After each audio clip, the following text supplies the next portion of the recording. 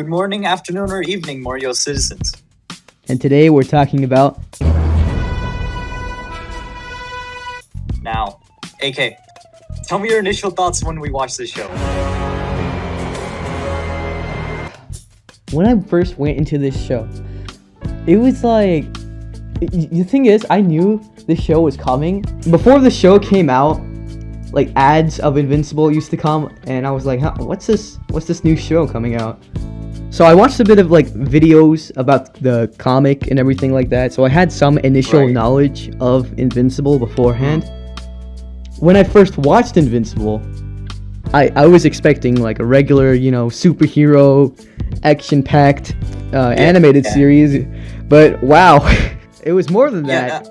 I had kind of like the opposite like approach to it. Like I went in like completely blind because like that's just the way I do things, right? It's better in my opinion if you just go in like with no knowledge whatsoever. But when I like first saw the first episode with this guy, my thought process was like, okay, it seems kind of like a Adult Swim show, like I was like it's a regular parody, TV show. It's just like a parody or something, comedy and stuff here and there. And then you got to the ending of the first episode. My God. Whoa. I did not know the level of violence in this show. I knew it would be violent, but God, not that violent. Omni Man just ripping apart the members of the globe. Wow. It was so bloody. It was so graphic, and I loved it for that. Like it was so gory. It was something new. Like I haven't seen anything like this since The Boys. If you ever saw that. Yeah, as I mentioned before, I did have some initial knowledge of the show, but luckily for me, the show was a bit different from the comic, and I did not expect Omni Man to rip apart everybody in that room. Oh my God! Like we saw heads getting crushed. We saw throats being ripped out. We saw people get like. He killed that Flash guy. He killed Red Rush. Like popped his eyes out. Oh my God! Right. That was just like horrific. Wow. Yeah, and after that episode, like the entire tone just like.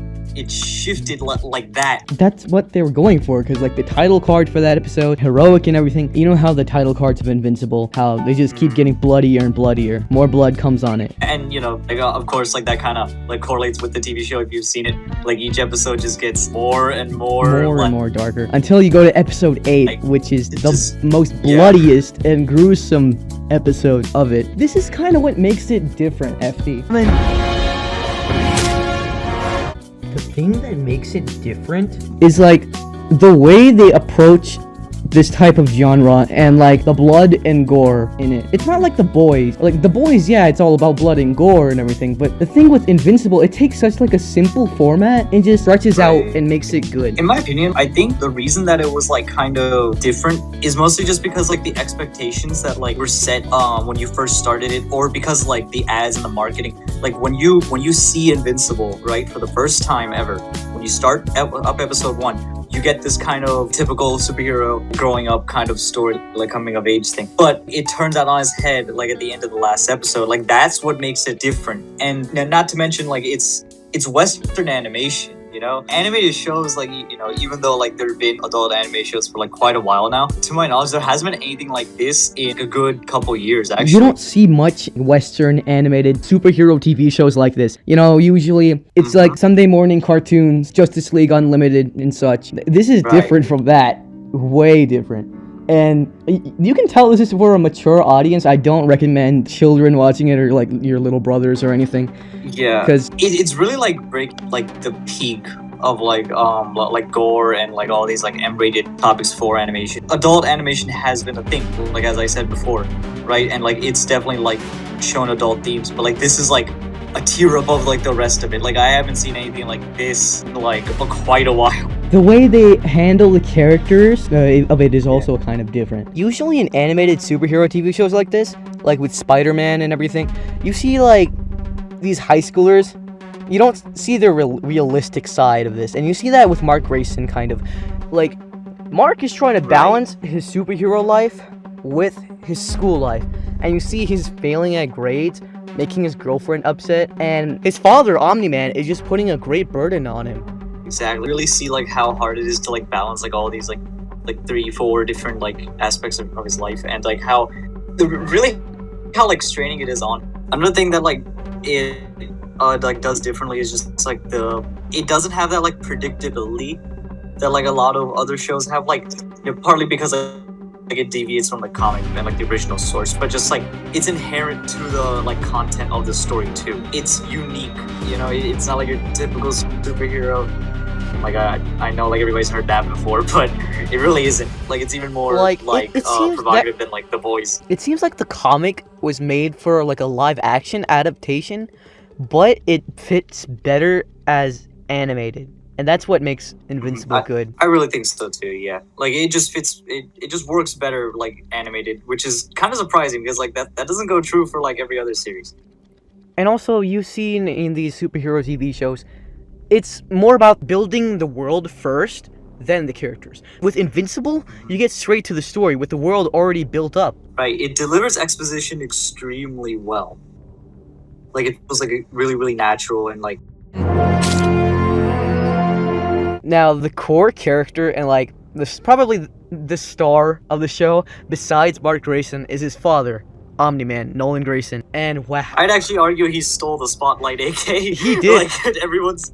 J.K. Simmons did a phenomenal job voicing him, and also the other voice actors. They did a great job. Everything from like the violence to like the delivery of his lines to like just even his like bushy mustache. Like the audience just like fell in love with him, really. Yeah, he has like probably the highest kill count. No, he has the highest kill count in Invincible. He definitely does.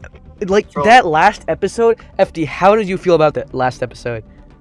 Bro, it left me like I saw it coming. I knew what was gonna happen, but like even as it was happening, I was still like just. I was in shock.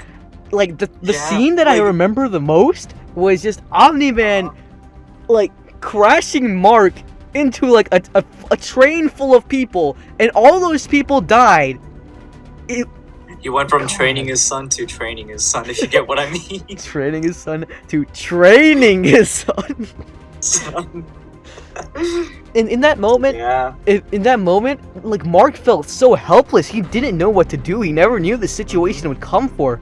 His father said as a superhero to prepare for anything, but this he wasn't prepared for. And like his dialogue and stuff, it like foreshadowed like the would you call it a twist? Like I guess it would be a twist. Like the twist of like him being like like a Viltrumite conqueror rather than like a savior, like so well. Like do you remember that one line he said, AK, where it was like Earth is not yours to conquer? Yeah, that's what exactly was in my mind. I was like, yep, yep. That monologue where he gave to Mark when he beat the ever-loving shit out of Mark. Oh yeah, like the one that became a meme. Like everybody knows, like, you know, to think Mark. Yeah, just his monologue of how he was, where would you be in 500 years and everything. And Mark, you know what hit Omni Man?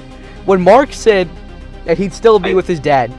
That even after all this, Mark he's still his dad. Like it doesn't make a difference. And just that just really hit our Omni Man in the spot. And like Omni Man won like the battle, but like Mark like won the war.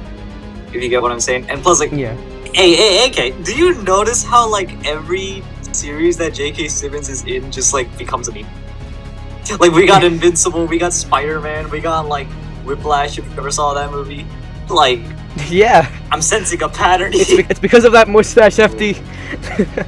But yeah, so Omni Man, Jonah Jameson became the very biggest sword to destroy. Omni Man, he's being forced to doing it. I mean, he's not really being forced, but he's being forced by his own mental, like, he doesn't know what's right or wrong. Like, his mind's just being pulled from his Viltrumite side and his human side. Like, he grew attached to the planet. It's like Reiner and Bertolt. Exactly, like, where they're like torn between two loyalties, like whether to be like a good soldier or like a good father. And it's just like he has to like make that decision. This is what makes Omni Man a great character. Well, that about wraps it up. My name is FT. My name is AK. And we are the Morioh citizens.